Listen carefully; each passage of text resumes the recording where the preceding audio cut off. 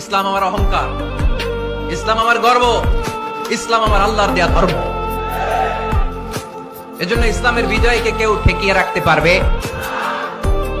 আমি প্রায় উদাহরণ দিয়ে, উপমা দিয়ে বলি, ইসলাম হচ্ছে চারা বীজের মতো। চারা বীজ মাটিতে ঢুকিয়ে দিলে এটা উপরের দিকে ওঠে। তো ইসলামকে যারা মাটিতে গেড়ে ফেলতে চায় তারা জানে না ইসলামের উপমাটা অনেকটা চারা বীজের মতো। ইসলামকে মাটিতে গেড়ে দিলে এটা কি হবে? জোরে বলেন, আরো জোরে বলেন। উপরের দিকে গর্জে উঠবে। এই যে উপমা দিছি, এটা নিয়েও আবার অনেকে ভুল ধরে, আছে না নাই? আল্লাহ নিজেই কোরআনে উপমা দিয়েছেন, মাসালুল্লাযীনা ইউনফিকুনা আমওয়ালাহুম ফি সাবিলিল্লাহি কামাসালি হাব্বা। যারা আল্লাহর রাস্তায় দান করে, এই দানের উপমা হচ্ছে একটা চারা বীজের মতো। সুবহানাল্লাহ পড়েন।